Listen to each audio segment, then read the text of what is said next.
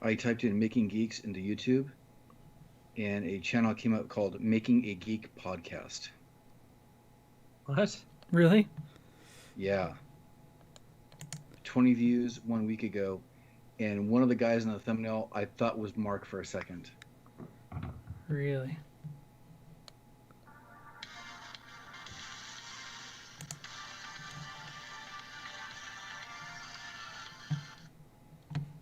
$181 subscribers. They're brand new. They've only done 8 episodes. Huh. What? Those bastards.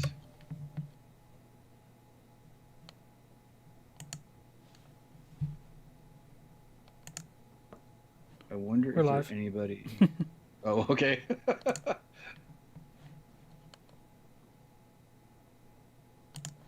They started July 27th of 2020. Well, crap. That's the exact logo I was going to use for the rebrand. Yeah, this actually bothers me a little bit. This actually bothers me.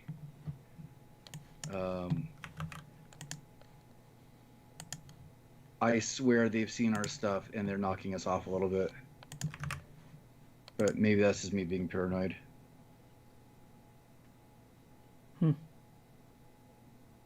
Anyways. Alright. I'll have to ignore that for right now, otherwise it's going to piss me off. Ready when you guys are. All right. Does our video look really bad, or is it just my preview for stream? Not that there's anything I can do about it, but It looks okay. I don't think it's the highest quality for whatever reason. I think it looks doable. I got to keep my head up a little bit so I don't show off my bald spot. it looks fine. I should probably put the camera lower. I'm sure everybody wants to see this view instead. I didn't break your... No, it's perfect. Okay. I figured out a better way to do it, so All right. I think it looks good. All right. And let me make it so I can't get disturbed here. Okay. John, are you all set? Yes. Dang it. Uh-oh. What's wrong? Now I'm just going down this rabbit hole. I found him on Instagram. Making a Geek Podcast. Podcast about geeking out about all things pop culture.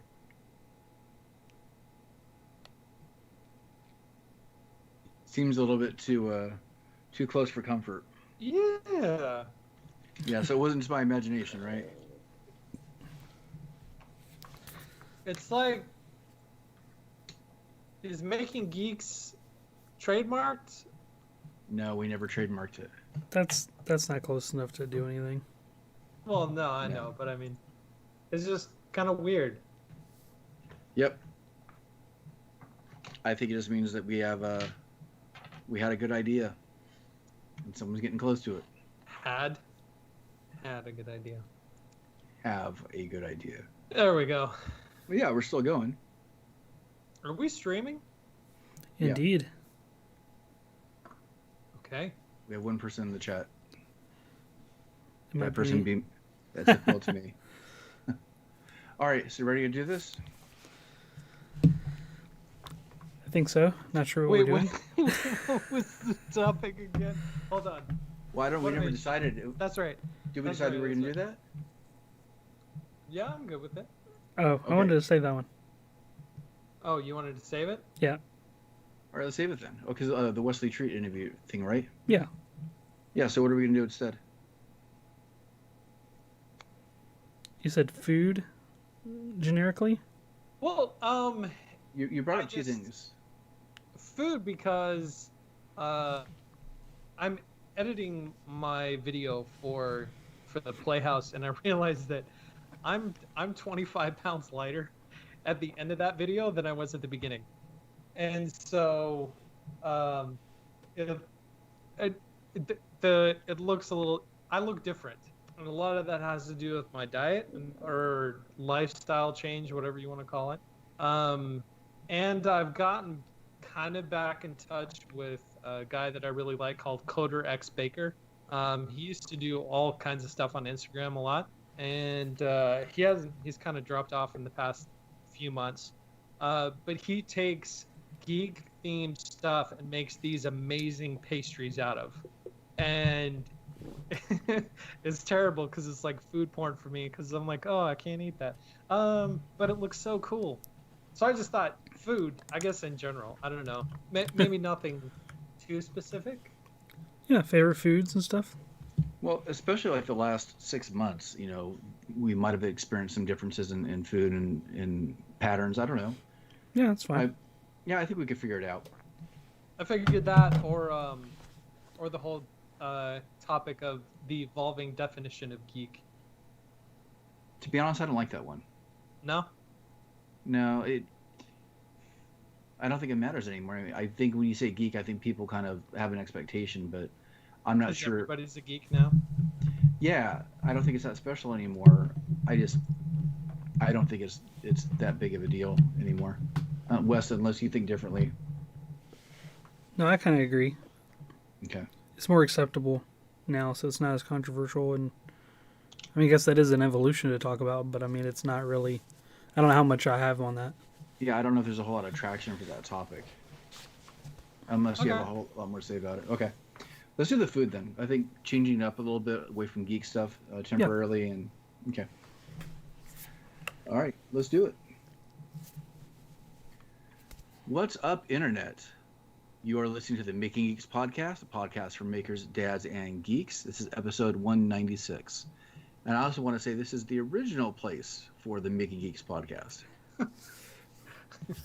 Of course, of course. Since it seems like other people kind of like our idea or are trying to do some similar things. But we are the original ones, and this is episode 186, coming up on 200 really quickly here. So I hope that everybody listening is looking forward to 200. We have a couple cool things planned for that show, and we'll be announcing some more information about that shortly. So, how are you guys doing this week? I'm doing pretty well. I'm good. Good, yeah. You good? Yeah, I'm good. I'm good. Yeah. That sounded convincing. Okay. Yeah. Wes, how about you? You good? I'm pretty good. Yeah, the weather has turned a little bit colder. Fall, I think I'm settling in on fall being my favorite. Wes, are you muted? I think he's muted. No, you can hear me? Can you hear us? Yeah. Uh-oh, what happened? Okay, apparently we can't hear him, and he can't hear us because he's not responding to us. What did we break? Put your thing down. Does it mute when you put your thing up? It's using the wrong mic then. Hold on. Can't hear you. You seem to wait. Hey. Oh, There you are. there you are. Okay. Talking. Okay, you're back. Cool. Okay, do we need to start this over again? Just edit. If you can actually edit all that stuff out, then. No, I could edit it all out. Okay. It's fine. Yeah. Okay. All right, so how you guys doing this week? Doing good. Good. The weather's kind of gotten a turn for the colder side now, and I think I'm settling into fall being my favorite season, which didn't used to be the case. Because it seemed like the most boring one as a kid. Winter, you have winter activities and stuff. So it's kind of like the Olympics. Like, you have the Olympic-y kind of stuff. Like, you have active, fun things to do outside during the summer. Swimming and all that sort of stuff. Recreationally oriented activities. But the fall, I don't know, I just get to wear, like, sweatshirts and, like, that makes me cozy and happy now. I guess I'm old now. I don't know. It must be something about age, because I'm starting to feel the same way. And not only that, but being in California, things seem so weird here sometimes. Like, it's going to start getting cooler in fall. I hope that helps people kind of calm down a little bit. I think the heat gets everybody kind of like up in arms and, out, lighting fires and protesting. And, it's kind of crazy. I just hope they calm down with fall. I mean, I was going to say that, lighting a little campfire in the backyard, but that might be a little too close to home, literally. So I'll probably omit that as something that I like to do around this time of year. It's a little too soon. But yeah, I think it's. I like going camping this time of year. I like going outside more because in North Carolina it can get kind of pretty brutal with the humidity plus the heat. I don't know. I like fall just because it's a bereavement from just the insane summers here. So when it starts to get cool, I mean, it's still in the 70s until January. So cool is kind of relative in Oklahoma, but it's not in the hundreds, which is kind of relieving. It snows where you are though, doesn't it, Donovan? Like once every 5 years. Oh wow. What's the average temperature for like the winter? Like how cold does it usually get? 70s. Really? Yeah. Winter here only lasts about 2 weeks. It may drop down to the 30s for a day or two, but it'll be in the 70s or 80s on Christmas Day, which annoys the heck out of me. Because being from Montana, I'm always used to the whitest white of Christmases with snow and snow forts and snowball fights and just, lights reflecting off the snow and everything glistening and going outside and going, and like all your nostrils freeze and just awesomeness in terms of Christmas that iconically are very Christmassy kind of things. And here in Oklahoma, it's like in the 70s and 80s and brown just everywhere.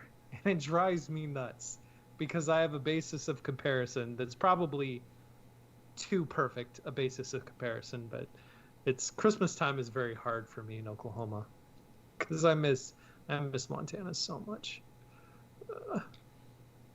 Up until last year, I thought snow was a myth.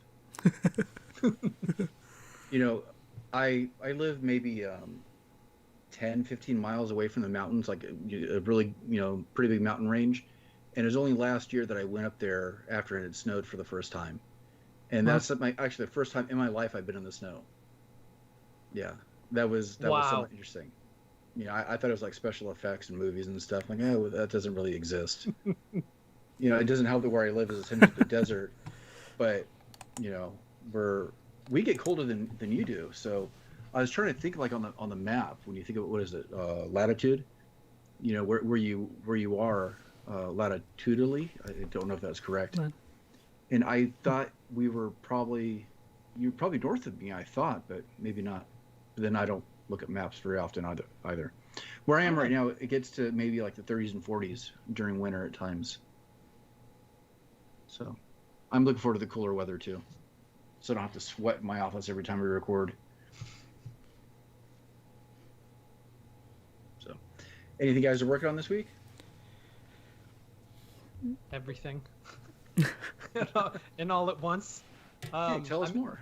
Oh my gosh, I'm editing the Playhouse video, which I'm about 2/3 of the way through. I've gotten all of the clips and everything edited down to their best parts.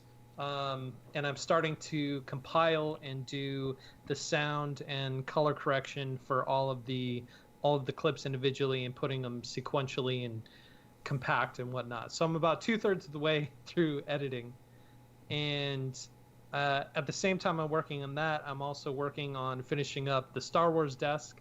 I've taken most of the epoxy off the top of that desk, which has been fun. Not a process I want to repeat ever again, but learning process. It is possible to remove a thick layer of epoxy off the top of a table. It takes so much elbow grease, so to speak, and a lot of acetone. Lots of acetone. Yeah. Because I don't know if this is like the best way to do it. I'm sure the best way to do it is have like a big drum sander and send it through a drum sander a whole bunch of times to do it that way, because you've got that, I don't know, 6 grit sandpaper. A planer might actually be better. or a planer. Of course, this thing is ginormous, so it'd have to be a Oh. huge planer. Yeah, never Not mind. ginormous, but I mean it's like 32 inches deep and Yeah. 4 feet long. A router sled or something. Yeah, so yeah, even a router sled. So there's probably better ways to do this. I don't have or have access to any of those things, and so I've been dumping acetone on it. The acetone helps to break up the epoxy, and I'm taking a card scraper and just Does it make it gummy? Scraping. Like, what's the texture of it? yeah, it turns it into like a Mush? mush. Yeah, Okay. not gummy per se, but like a mush. Oatmeal? But since the acetone dries up really fast, Grits. you have to scrape it while it's still wet, but has sat long enough to where it's starting to soak into the epoxy, so that so that it'll actually come up. Otherwise, it just dries really fast and it turns it into this thin layer of epoxy, flaky dust. So it's been a process to do that, and then sanding with like 60 grit sandpaper. A lot of 60 grit sandpaper. So this thing is going to be so smooth by the time I'm done with it. But putting like finish on it rather than epoxy, I think is going to make it look 100 times better. So I'm working on that, editing the video. I'm also tattooing another pair of shoes, so I'm doing that, and I'm finishing up with the Monkey Island NES cartridge, and that one's actually almost done. All I need to do is do a little few touch-ups with the paint and glue it all together, and that'll be done. So I'll be down to a reasonable 3 projects at one time instead of 4. You know, I don't remember if I asked you before, but to your knowledge, are you the first one to tattoo a pair of shoes?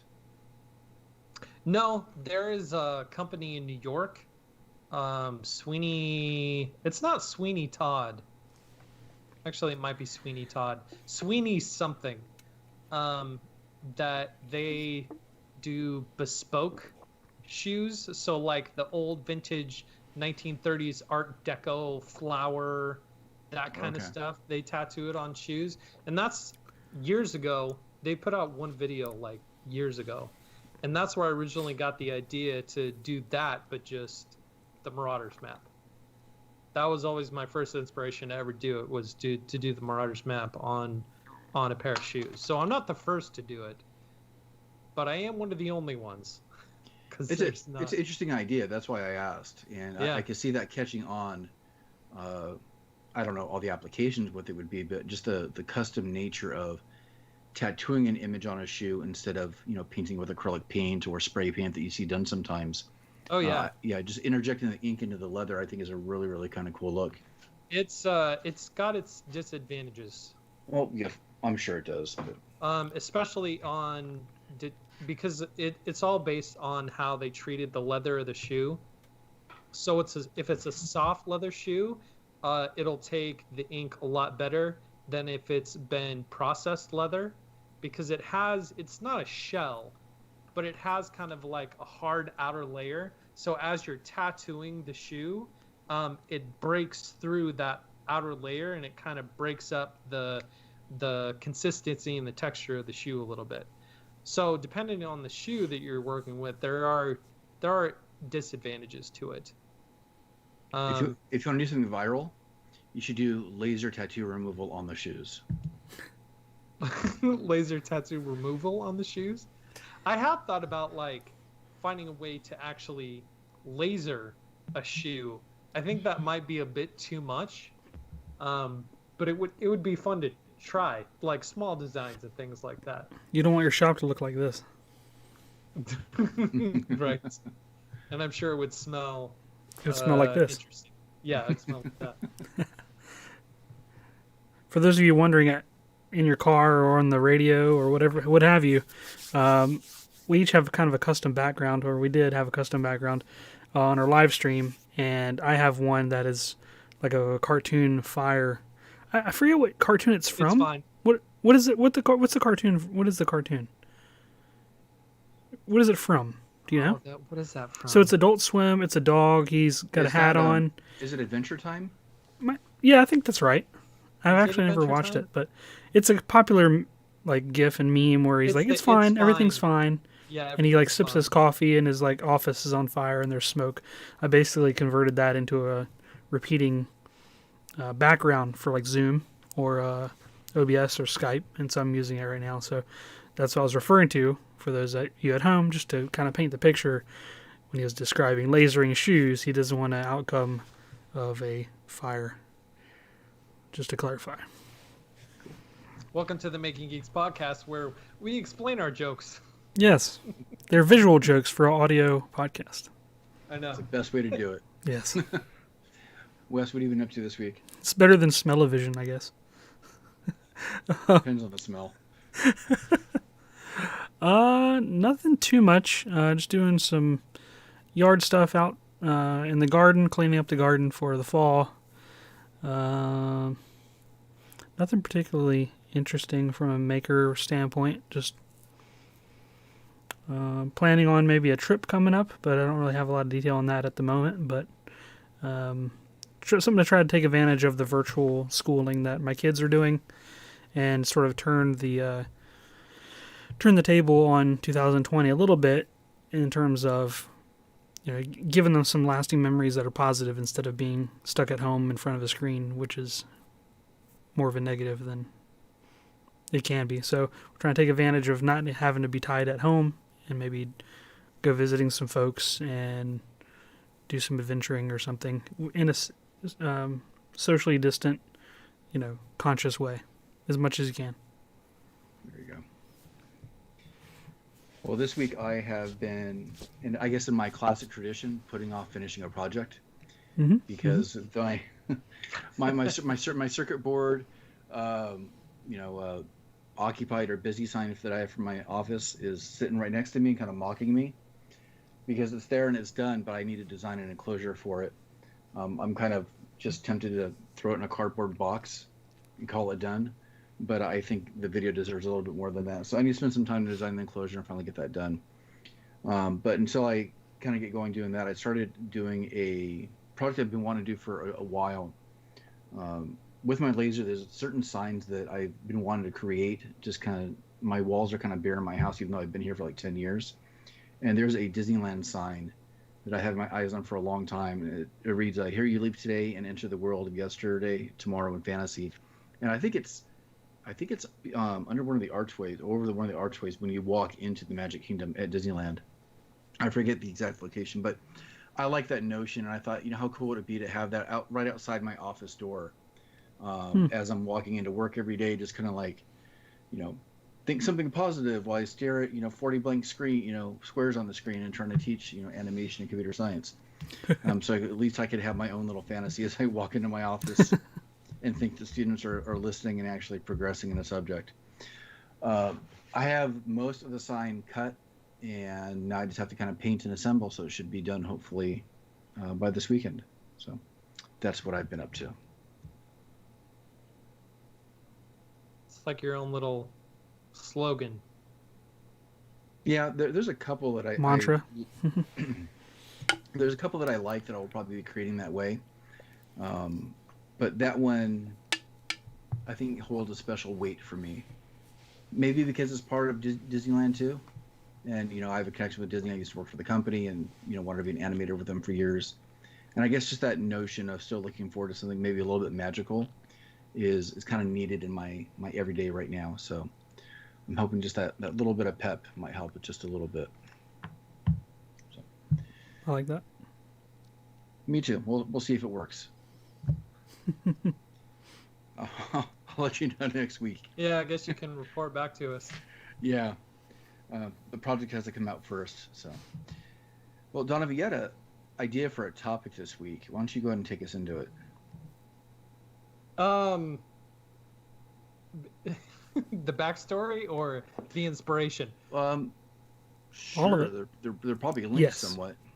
So I'm editing my Playhouse video, and there's an interesting difference between the beginning of the video and the end of the video, because something that my wife and I have done in the process of putting this Playhouse together over 4 months is that we became vegan. I don't want to know. Is that the right terminology for it? Was there like a magic spell, or I mean, how did that happen? No, it wasn't a magic spell. It was I've been overweight for a long time. Um, I I don't show it. I think you have a different definition of overweight than what. Okay. According to my doctor, I was obese, and so I've always had this desire to, like, not be overweight and to get in shit. I'm not trying to, like, make myself out to whatever.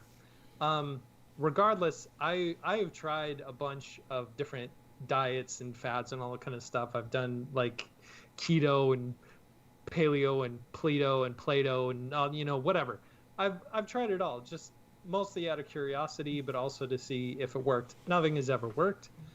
Some have been fun, some of them have been not so fun, but nothing's ever like stuck. My wife likes to watch a lot of lifestyle bloggy type YouTube channels, and there was one that was called Plantiful Kiki that she really got into. That's plant-based. It's vegan, but it's not vegan. The easiest way to explain it is vegan, because it basically is. But it's a plant-based diet. And my mom is kind of vegan. My dad's a vegetarian because he got bit by a deer tick, and so he's allergic to meat. So growing up, like, we never really had meat because my dad was allergic to it, and my mom has a lot of allergies, and so just dietarily she was kind of vegan, and so I grew up eating pretty healthy. Like, I would say I'm primarily a pretty healthy person, I think. And so we thought we would try out this plant-based / vegan lifestyle, and we did.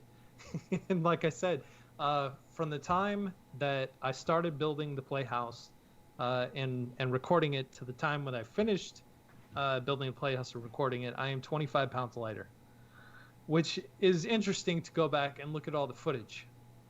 And amidst all of this and doing all of this, I've gone back and looked at some of the Instagram accounts that I have loved over the years that are kind of food related.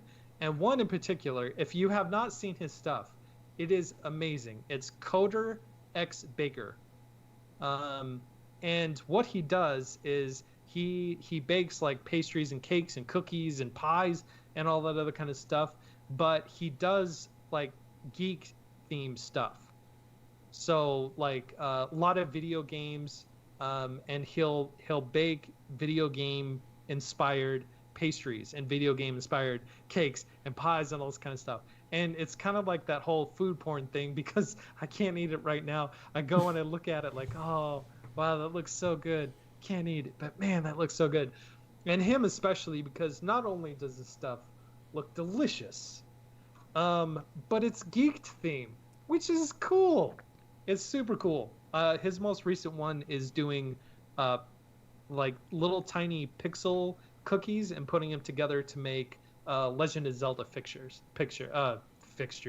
cookies out of making a big cookie out of little tiny pixel cookies. Super cool. You have to go see it to understand like what it is that I'm talking about. Coder X Baker. Anyways, but that is a preface, which is that's a really long preface. I'm sorry. I thought we could talk about food.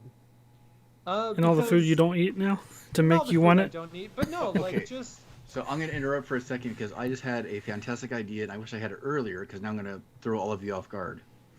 That is, what food from a video game or geek property would you most want to try?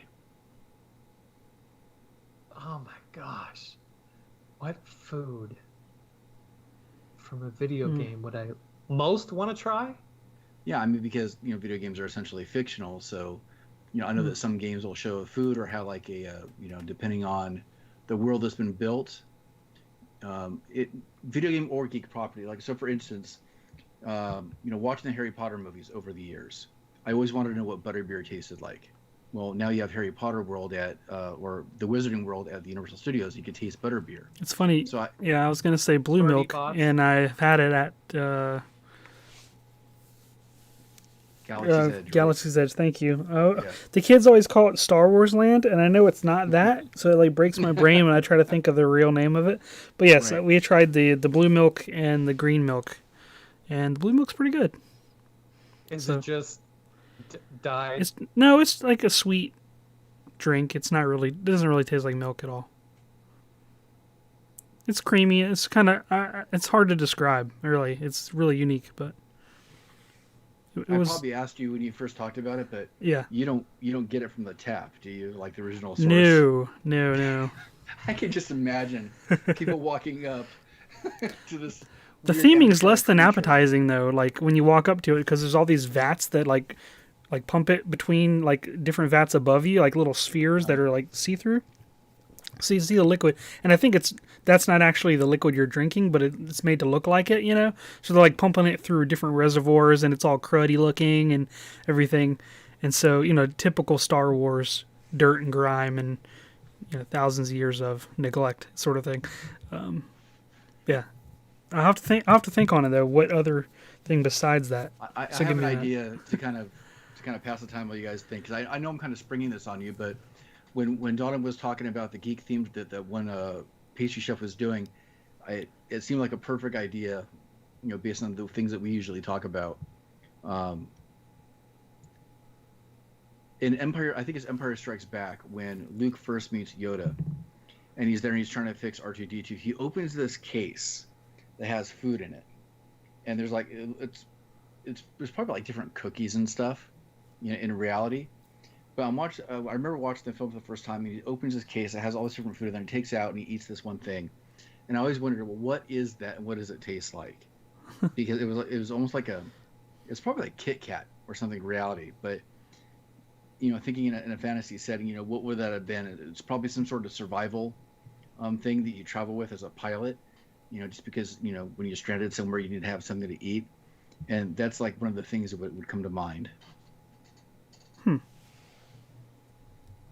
I always wondered if lambus bread was like as tasteless as it looks. Is that the Elvish bread from Lord of the Rings? Yeah, the elvish bread from Lord of the Rings. Yeah, that was my second pick. Because apparently, like, just a nibble of it will fill a grown man. So I'm like, is it unappetizing as it looks, or is it like so good that all you can eat is just a little bit? Because then you just can't eat. It's like one of those things that it's so sweet or so delectable, you can only eat a little bit of it because you don't want to, I don't know, spoil the rest of it. Or if it's just total, just hard cracker, unleavened bread kind of thing. Except that don't the hobbits like eat it all in one sitting, and they're still hungry for more? Uh-huh. I mean, they had a feast, man, after the Hobbit movie. Jeez, feeding all those dwarves. It's just no small task. I just looked it up, and there's a tweet from Mark Hamill regarding what you just referenced about his really? survival kit. Yeah. Someone asked Wow. him what it was, and he said, I remember mixed nuts, mint and orange Tic Tacs, sesame sticks, crackers, basically airline food. And he says, Dagobah delicacy, hashtag Swamp Planet Snacks, hashtag Yoda Worst. Swamp Planet Snacks. You know what? I should recreate that case. You then send it totally to should. Bob, Yeah. and send it to Bob when he finishes R2-D2, and you say he has to eat out of it when he does that final video. That's funny. I mean, Breath of the Wild is a cooking simulator. Yeah. But I don't know if there's anything that I would want to eat from Yeah, there's the channels that do like the recreation, like real life recreation of cooking from that game, and they have like the sound Cooking with effects and everything. Babish. Yeah, but he's like throwing, he's like ha ha, and he's like throwing food like literally in the pan. It's like super messy. He's like destroying his kitchen when he's recording it. It's pretty hysterical. I think it was like College Humor or some other internet YouTube comedy channel, but it was pretty good. Yeah, it is basically a cooking simulator, isn't it? Yeah. I mean, there's always like the old arcade style fighting games where you like punch a trash can and a fully cooked turkey pops out and you eat it and you like it restores all your health. So the healing properties of trash can chicken must Oh, look be from, amazing. in like Final Fight, yeah. So I would love to try that just just like see what it's like to get all your hearts back or something. Or the chicken that are hanging back in the background of Chun-Li's stage, the duck in the, I guess, Peking duck and other things like behind her. It's like, you know, one of the Asian markets that looks super disgusting and like, I don't know. Maybe I wouldn't want to eat that. I'm not sure. Yeah. That's it's hilarious. My You kids brought and that I up. watched this recently, so it's easy to reference. But Cloudy with a Chance of Meatballs doesn't exactly have food that we don't already eat, but it's so delectable looking as opposed to like reality. And so to have something that looks as good as that and tastes as good as they make it look, I think would be awesome. I think the other appeal of that one is just having it drop from the sky, not having to cook it, Yeah. and be able to gorge on everything. Yeah. Until it becomes sentient, then you just have issues with eating food ever again. But then it becomes hunting. True. But when it talks to you, then it just gets weird. Well, that might relate to what Micker's Portal wrote. He said a grilled portobello mushroom steak from Super Mario Brothers. So maybe too many mushrooms. I don't think there's, video game related. Or other geek properties. It doesn't have to be just video games. Yeah. Well, I'm trying to, like, movies are kind of easy to reference. Video games, though, Like, I don't know how many. A nice cup of Lon milk or something. Yeah. I don't know. I've been playing a lot of Fallout, so that's where my mind goes. But all that food is based on real world food, but real world food after nuclear fallout, so you're dealing with a lot of canned goods and radioactive type of fruits and vegetables. So nothing really sounds that appetizing from that property. No. You know, this is a side note, but in the movie Resident Evil, they're like going through an abandoned truck and there's a bunch of canned food with no labels on it, and the guy can shake it and tell what's in the can as he's handing it out to people. It's like, oh, this is peas. Oh, this is whatever. And I never understood. It's like, could you actually do that? And last night we were cooking dinner, and my daughter wanted some green beans, and so I grab a can of green beans, and that scene from that movie popped in my head, and I shake it, and I'm like, yeah, green beans squeak. Like nothing else squeaks. Like green beans squeak when you shake the can. I'm like, okay, it's plausible. That movie is now plausible. That's interesting. This total side note. Nothing else from that movie you would want to eat, though. No. Food from geek-related properties. I'm going to be doing a lot of editing here. As we think. We all kind of hit it up a little bit. Yeah. Yeah. I mean, movies seem like a good source because a lot of movies reference food but aren't about food. Oh, right. What's the nymphs dewdrops or whatever from Spiderwick Chronicles? Did you guys ever read that? Never heard. Or watch the movies? Don't remember. It's like nymphs. It's not nymphs teardrops or something, but it's like a fruit that the fairies eat. That apparently is ambrosia. That's what it's called. Not nymphs. Ambrosia. Any kind of ambrosia or reference to ambrosia in any property, always talks about it being like the best thing ever. Best thing ever.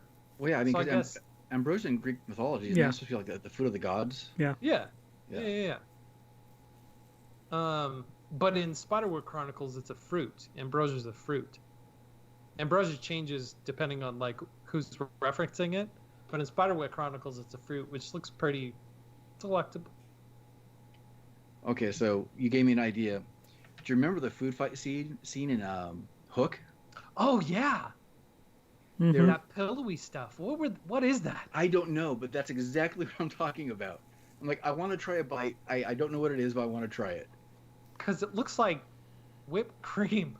Or Or mashed not whipped cream. potatoes. Or shaving cream or something. Yeah. Cream of wheat. Yeah. I thought that little muffin thing that Ray created looked pretty good in The Force Awakens, I think it was. Oh, the You just have to- packets that she cooks? Yeah. That she hydrates? Yeah. Yeah, it did look really interesting. Fun story. That was all practical. I know. It was. What the hell was it?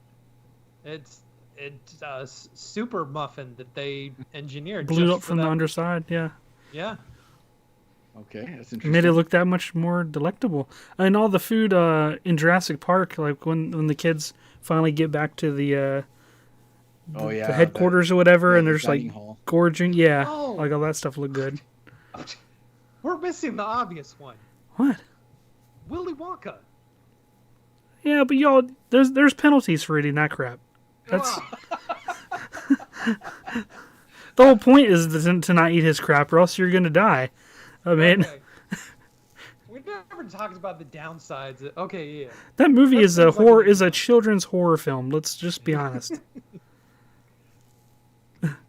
You know, growing up, I always wanted like, oh, I wish there was a Wonka bar. Yeah. And then a company produced a Wonka bar. Yep. And I was sadly disappointed. Yep. But you're hoping it was gold, though. Yeah. Any fruit from Avatar would be interesting. Doma saw Artisan posted the Jetsons food machine. Oh yeah, Jetsons. I was also thinking about, didn't they also have like food capsules you'd eat? Because like, I really like, oh, that's gonna be the future of food. It's just Or the one small rehydrator capsule. thing, or they just like put it in their mouth like, pizza. No, it was like or, it's like a pill that used to be Oh, like yeah. an entire meal, I think. yeah. Was that in Jetsons or was that in I thought it was What else Jetsons. was that in? I could be It's been wrong, referenced but a lot. Fifth Element? Oh, with the little pills were in pizza? the Fifth Element too. No, it like- came from a cartoon first. Hmm. Because I don't remember much of the Fifth Element. There's a film where they had like a tiny pizza on a giant plate, and they like put it on there and expanded it. And what was that? Ninja Turtles, or was it Fifth Element? I don't know. I don't remember. Well, Back to the Future 2 did that too. Back to the Yeah, Future 2. That's what I'm thinking of. the Yeah, yeah, rehydrator. yeah. Yeah. That's now right. the thing is that Oh my gosh, I forgot about that scene. I want to try the pizza before it gets rehydrated. Yeah, I'm just is it like it's so like a- concentrated? Yeah, is it a cookie or a cracker? Is it just like nothing Does but it oil like and expand salami? in your mouth from the moisture in your mouth? Oh, that'd be interesting. Oh yeah, You know, like those dehydrated marshmallows, like you find in Like space food. hot Lucky chocolate Charms, yeah. packets. Yeah. uh-huh. Yeah, and how if you put them in the hot chocolate, they expand and fill up before they dissolve and turn into nothing. Yeah, if you do scarfed that? one of those pizzas like before it had a chance to expand and it expanded in your stomach, would it like kill a person? Like if you just ate like a box of them, like Tic Tacs, like See, these are the important questions. I mean, forget Pop Rocks being dangerous. Dry pizza. Huh. It's the new Tide Pod challenge. Ooh. Candy. That's what I Is there often any wondered about, candy? like the Hulk too.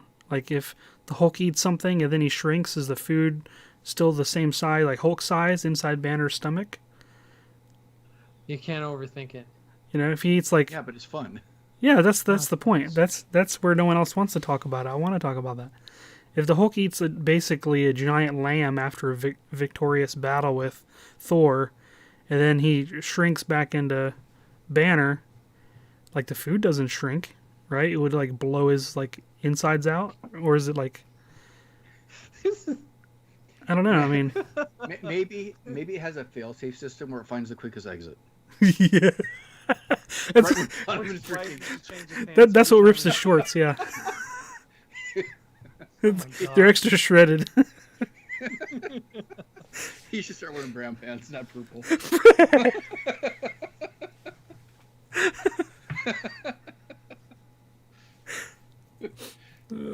Stanley had it wrong. Yep. We must know. We need to rate the Marvel experts and ask them about this. Yeah. Where's Matt Pett doing film theory on that one? Yeah, food theory. There's another one I was thinking about too, and I just forgot what it was.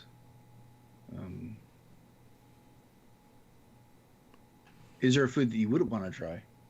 I mean, we covered a little bit of that already. Anything from Indiana Jones and the Temple of Doom, I'd pass. Pass. I remember a story from the soup scene. Yeah. Where when the eyeballs float up, they had to have them stuck to the bottom of the plate or something. And I think the actors had a hard time kind of getting it to unstick and float up. I think the monkey brains were Jello or some sort of gelatin. Have you guys ever done that sort of stuff with your kids, like the Halloween food? You know, that's like they get blindfolded or they can't see where their hand's at and have to. It feels like brains or like the peeled grapes or like eyeballs in a bowl. You know, that sort of thing. It's a classic kid stuff. Yeah, I'd probably psychologically damage my kids. Like you've more than I already have. You refrigerated like was it spaghetti noodles in like a big clump and say it's brains and they can't see what they're holding. You know, so it feels all ridged. My kids are so picky. That would just ruin them. If I did that, they would just stop eating altogether. Like noodles is one of the very few things that they will eat. So if I'm like blindfold them, here, what is this? It's noodles. No, it's brains. Like they may never eat noodles again, and then they just wither away. I also think my kids are too young for that. I don't know. Yeah. Mm-hmm. What would the appropriate age be to try and introduce them to fake brains? I don't know. It's a good question. It depends on the parent. I mean, this is the season to do it, Halloween. All right, exactly. You're just building character. That's all you're doing. Yeah. Oh, hey, speaking of building character, I figured out what I'm gonna be for Halloween. Because we're doing Mandalorian theme, and my kids call me Baba because that's Chinese for dad. So I'm gonna be Boba Fett. So I'm gonna make a dad version of Boba Fett. That's what I'm gonna be. If I had a way to like put dad jokes over the screen right now, I would. Yeah. I'm just trying to find. I just thought of this like as I was coming in from jumping on the trampoline with my kids before doing this. I'm like, why didn't I think of this before? Boba Fett. It's perfect. It'll be great and cheesy, I'm sure. But I'm trying to think of ways to like make it cool but cheesy. So if you have any thoughts on the subject, I'd be happy to listen. Was that our signal for geeking out now, or what? Are we at that point already? You kind of helped us turn that corner. I'm sorry. Well, it just related, I guess to emphasize it one more time. If you guys haven't checked out Coder, like a programmer, Coder X Baker, all one word, on Instagram, his stuff is amazing. If you haven't seen it before, go look at it, go follow him, and you will thank me. It's too good to not enjoy everything that he puts out. Seriously, all of his stuff is fantastic. Even if he hasn't put out a lot, the stuff that he does is just so good, and so good looking too. Wes, do you have like somebody online that you kind of follow as far as like food and baking goes? Yeah, I have a couple different ones. Kenji Lopez Alt is a popular internet food celebrity, I guess. He's on like Serious Eats and a lot of other food blogs. He writes a lot of stuff. He's been doing since the pandemic started. He's been doing a series of stuff on his YouTube channel where he basically straps a GoPro to his forehead. He's in his kitchen and he just like makes stuff like whatever that comes to mind. You know, they're not categorized or anything. And he has a couple other cameras set up. It's just him. Like there's like very little editing, unless there's like time for something to rise or whatever. But it's interesting to see that sort of side because he owns like restaurants and things. And he's pretty well regarded. He has like a giant book that I just got called The Food Lab, which is like a scientific like analytical approach to cooking, and he does like tons of experiments and stuff. Like, how do you make the best fried chicken? What makes it crispy? Like, what ingredients? Why are the ratios the way that they are? Let's like figure out. Like he like debunks a lot of myths and other things to sort of scientifically explain things. I think he said he did like over 150 or something batches of fried chicken to determine like what the perfect ratio is and all these different things. Just for example, Is he the one that did the perfect way to cook a hamburger, where he like smash burgers? smashed it and then like froze it and then fried it and then cooked it, or some kind of weird thing? Not sure about that, but he does have a video or an article on Serious Eats called with dealing with smash burgers. And since I learned how to make those, I have not cooked hamburgers on a grill since. They're that good. It's basically, they taste like there's always been this like dividing thing for me, like hamburgers at home, like my parents used to make or my grandmother used to make. They used to be basically like a giant meatloaf on a bun. Like they were like way too thick. And like you compare that to like something you get at a restaurant, you know, like at like a $10 burger or something, like at a sports bar or whatever. Those are completely different. They're almost on different planes. I don't know. And the smash burger, like, it's a lot thinner. It tastes more like a restaurant style burger, and you make it at home. You have to have good ventilation. It smokes up the joint if you don't. But they're fantastic. But I follow him, and then Adam Ragusa is another YouTube channel. He's sort of like the Steve Ramsey in a way of like YouTube channels for cooking, where he kind of takes a approach where you don't have to have like a lot of fancy stuff, you know, like having like stand mixers and all these like sous vide setups. He just kind of does more of a guy at home kind of approach to it, more kind of honest, and he has some scientific kind of videos as well. He like interspace, or he like breaks up like cooking, like recipe videos, and then every other one he has like a scientific kind of related video. He actually interviews people on camera and stuff from different universities and things to talk about like food safety things and other myths. It's really interesting. They're really related, those two people I just referenced. But yeah, those are the two ones that I've been kind of binging lately, but there's a couple other ones here and there. Like binging with Babish is good. He's pretty popular.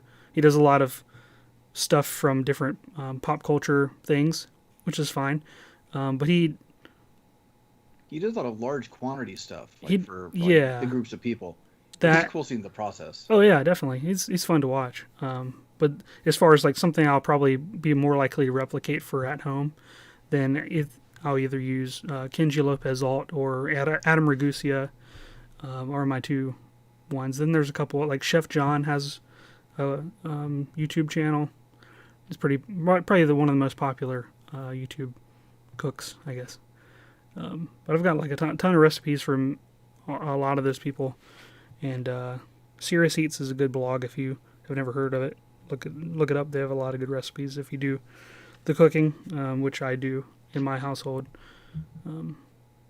Because I've been getting more into like making stuff from scratch to like really appreciate the dish and kind of get, I don't know, just kind of feel like I earned it. I don't know. It's kind of weird. Like the time I've taken some of my shop time and done more kitchen-y stuff in the last year to sort of still feed that maker desire, but in a different way, which is not really that far removed in making a thing, right? It's just an edible thing in this point, but I've been doing some stuff like chicken marsala and other dishes from scratch, and they're pretty good. And I think I'm helping with the kids get a little more diverse palate than some other kids in their age ranges. I think that's really good. Samantha loves Philly cheesesteaks, like with mushrooms, onions, peppers, everything. And yeah, it's kind of, she's loved that for ages, and I think that's pretty good for her age, being that open to trying new stuff. I don't follow much cooking stuff, mainly because I don't really get a chance to get in the kitchen that often. Mm-hmm. My wife does a majority of the cooking, although I usually cook every week, or lunch or some things here and there. but like I said, I don't get in the kitchen much. My wife's been doing more experimentation, and my kids are starting to cook more. So my daughter will make pancakes, and as far as like YouTube stuff, we don't watch much YouTube. But my daughter's obsessed with all the cooking shows like Nailed It, Sugar Rush, most of the ones that are on Netflix. So that's been kind of our exposure. Unfortunately, I'd like to kind of turn that corner a little bit. Unfortunately, well, it's just that those cooking shows, while they're entertaining and I think that they inspire people to cook, I don't think they really do a good job in showing how to cook or cook well, especially when so many of them are put into like a competition format. Sure. And I just, it's almost like watching a making video on fast forward that a lot of us do. It's not really a very good instructional type of thing if you want to learn how. For inspiration, motivation is great. I would like to get in the kitchen more, just it doesn't typically happen. So I don't have as much to contribute on that one. well, since we are talking about food specifically, and since Halloween is coming up, I would be remiss if I didn't mention Christine McConnell. She is a YouTuber that got a Netflix show of her own, and she partnered with the Jim Henson Company and had a cast of puppet characters in her Netflix show. It's only run for one season, I guess, but it's called The Curious Creations of Christine McConnell. And the things that she makes are fantastic. Like, she makes a haunted mansion, gingerbread house, and just a lot of delicacies like cakes, cookies, pastries, and things like that, but just that have a Halloween-inspired flair to them, and it's just amazing. Is she the one that just bought a mansion recently or got into a mansion? Okay. Yep. I could definitely picture kind of like a Halloween type feel with Muppets, with that look. Yeah. Interesting. I don't have Netflix, but if I ever get Netflix, that's going to be one of the first shows that I watch. I've seen snippets and behind the scenes, and they did like a little mini documentary when the show was canceled that talks to all of the puppeteers and how they put everything together and the set design and stuff. It's behind the scenes stuff. I really get into that stuff because I love filmmaking and whatnot. But it was really cool. I'm sure I would enjoy that show once I get to watch it.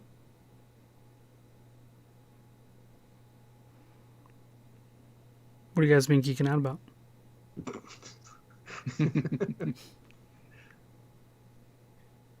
I'm geeking out about something that's, I don't know if it's entirely geek related, but it's something I've been excited about. I bought a piece of software that I've been waiting to buy for quite a while. Coming up on almost doing 200 of these shows. I've done a lot of audio editing over that time, and it's been an interesting process learning. But I found a piece of software that cuts down on a lot of that work from a company called Sonos, and they have plugins for audio software, including Audacity, which is the software that we use to edit this show. And it's a simple button or one dial adjustment for things like auto leveling voice, noise, and noise reduction. And it has cut down my editing time significantly. So trying to get rid of noise in an audio recording, especially for an hour-long show, could take 15, 20 minutes. At least after listening for an hour. This is about 20 seconds as a difference, and it's huge. They had a huge sale, and I pulled the trigger and got the software, and I'm geeking out about it, because not only about the show, but also trying to get better audio out of my YouTube videos that I produce, because audio means a lot to people when they're listening to something, sometimes even more than visuals. So that is definitely something I'm excited about. So that's mine.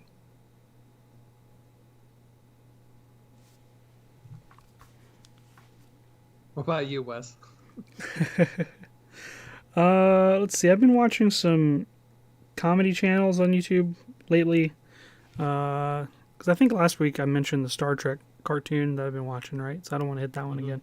Lower Decks. Yeah, Lower Decks, which has been fantastic. I'll just make another quick plug for that. You know the little badges that everybody wears in Star Trek? The comm badges? There was an episode where that was a character, and he was like basically like Clippy from Microsoft. Hysterical. And it was Jack McBrayer did the voice for it from 30 Rock. It's definitely go recommend go checking it out. It was great. The other channel that I've been watching a lot of, he's pretty popular. His videos got tons of views, but I had never heard of him before. Called Ryan George. You guys heard of him? He does a lot of pop culture related stuff. He has a lot of series that he does videos where like the first guy to ever blank, and then it's like him recording different sides of him, like talking to himself, like he has different characters. So he has one like the first guy to ever be an artist, and so he's like, hey, he holds up a picture of an apple, and the guy's like, yeah, what is that? He's like, oh, it's a picture of an apple. He's like, what do you mean? And it's just they go back and forth. It's really quick. That does the he does Screen Rant stuff. Screen Rant, yeah, not Honest Trailers, but what is this series called? Is it that same guy? Yeah, it's the same guy. Okay, so I know who you're talking about. Yeah, it's pretty funny. I'll have to link a couple in the description. Or yeah, I've been watching too many of his stuff. I definitely recommend it. It's called Ryan George. Cool. For a good laugh, and they're usually pretty clean. And his other one, it's not Screen Rant, because that's... What is it called? This is going to bug me now. His series where he talks to himself as like an executive for a movie company. Yeah, Unexpected Pitch Meeting. Pitch Meeting, yeah. Not series. Yeah, they're pretty funny on Screen Rant. Pitch Meeting, that's what it's called. Yeah, those are funny. Pitch Meeting was my answer to hating Cinema Sins. Mm-hmm. Because they kind of tear apart the illogic nature of some things that happen in movies, but in a way that's humorous. Right. Rather than nitpicking and tallying a score, Yeah. I discovered a new channel that she's geek related. She does like polymer, clay, sculpture, and a lot of stuff with resin. She's called Zan Von Zed. You guys heard of her? No. Really, really cool stuff. It definitely has a darker tone to it. So it's not bright and cheery. It's more hot topic. I don't know if that makes sense.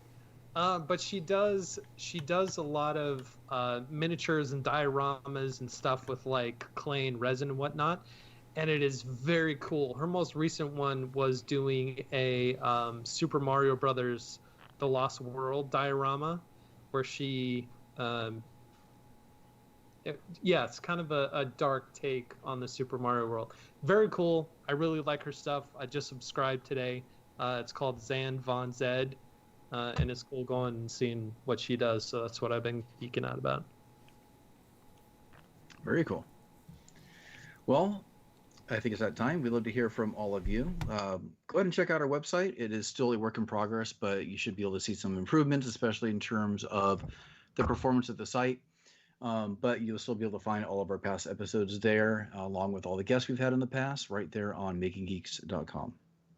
And aside from the website, you can contact us individually if you want to, because we're all involved on social media. So come see what we're working on. Come hang out with us in our DMs and talk about whatever we talk about on the show. If you have any questions, anything like that, you can hit Sean up at Geek Builders. You can hit Wes up over at Geek Smithing.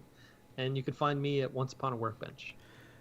And we'd like to take this opportunity to thank our patrons over at patreon.com/makinggeeks for their contributions to our show every week. They definitely help us out a lot. We couldn't do it without them. Absolutely. Including our top patrons, Square Splinter, Jordan Rempel, and Clinton. Thank you so much for your support. Well, we'd like to thank everybody for hanging out in the live chat with us. It's always fun talking and seeing all the recommendations based on the topic that we're having for during that show. And if you'd like to participate in that live chat, we record every Thursday night at roughly about 6:30 Pacific time. You could do the math for the other two time zones because I don't pay attention to those. And new episodes of the show come out every Saturday morning. So from all of us to all of you, have a fantastic week. See you guys. See you later, everybody.